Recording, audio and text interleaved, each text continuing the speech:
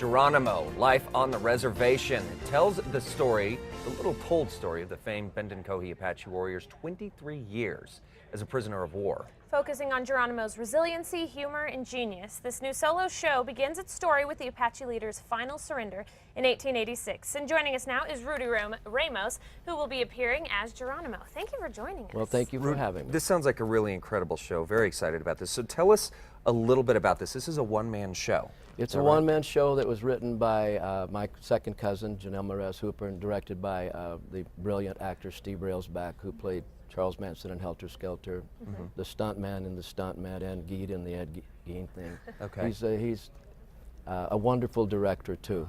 And it, like you said, it's a seldom told story of the last 23 years of Geronimo's life, which a lot of people surprisingly do not know about, because from his final surrender until the day he died, he was a prisoner of war in his own country.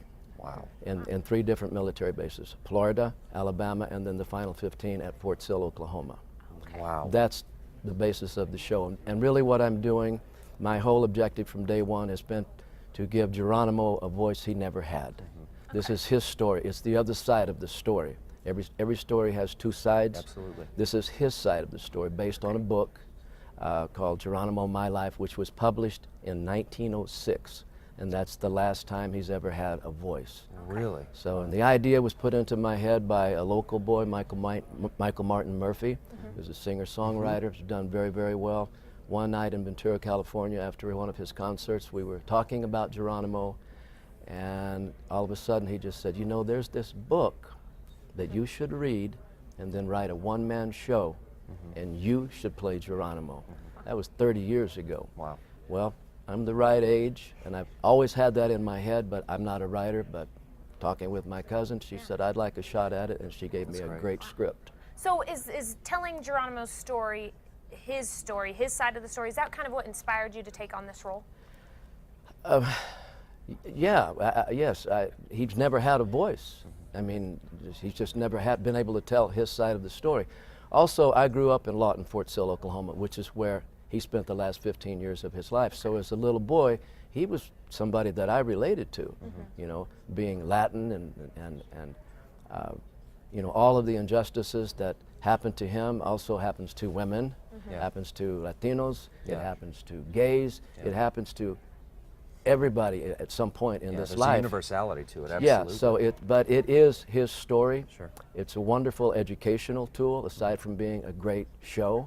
It's about a 65, 70-minute show, and everywhere we've been the last year, people love it. Yeah. Every show is ended with a standing ovation. I just played Tucson, and that's probably the loudest and longest standing ovation I've gotten to this point. But they love the show. After the show, they come up on stage. They don't wait out in the lobby. They don't wait outside. They come up onto the stage, and when I come out, they're there, and they just want to hug you. And you can see in their eyes they're moved. So, Now, just very quickly before we lose time here, Rudy, you are performing this here in the Duke City? I am. Right? I'm playing at the South Broadway Cultural Center, which is at 1025 Broadway Southeast. It's Saturday night, the 28th, and it's at 7 p.m. Is it just one night? It's one night only, and then on to the Oklahoma Music Hall of Fame next week. That's great. Okay, So, and in addition to that, there's a Kickstarter campaign to help fund the show. Is that there correct? was a Kickstarter There was. campaign. That's how I raised the money. I never asked for donations from any corporate place, any tribe, no one. I funded it totally myself with donations. And that got me up and rehearsing, because I wasn't associated with the theater, got it mounted, and then out on tour. Okay. Now that money's gone after a year and a half, so now it has to pay for itself. There you go. Well, it's sustaining itself. Well, hopefully come we and can help see you it. do that. Yeah, that's come and right. see. So for more information on how you can see this great show, sounds very interesting. It is. Solo performance. Head over to casa.com. We will have links to the South Broadway Cultural Center.